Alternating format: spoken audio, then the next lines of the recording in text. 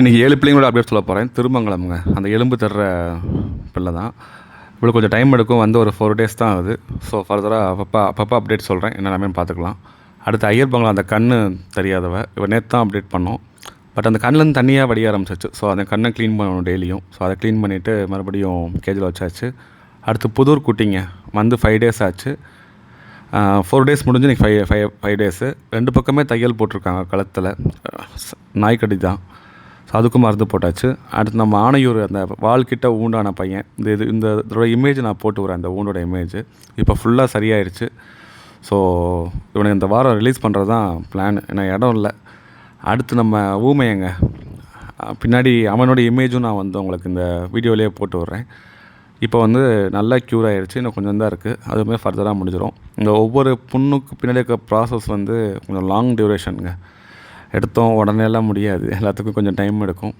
But release பண்ணும்போது ப்ராப்பராக release பண்ணணும். அதுக்காக வெயிட்டிங். அடுத்து நம்ம பாசிங்காபுரம் ஸ்கின் அலர்ஜி குட்டிங்க 2 டேஸ்க்கு 1 டைம் குளிப்பாட்டலாம் அப்படின்னு பிளான் பண்ணியிருக்கோம்.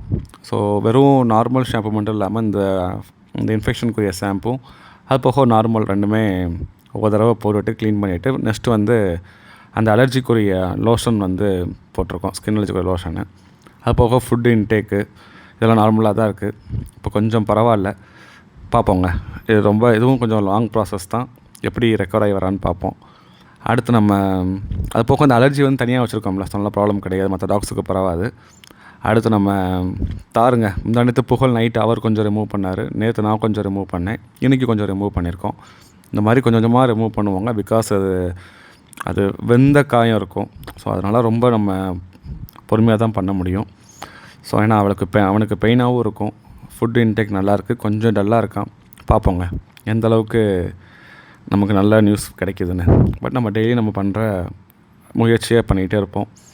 இப்போ தானே வந்து 2 டேஸ் ஆகுது. நன்றிங்க.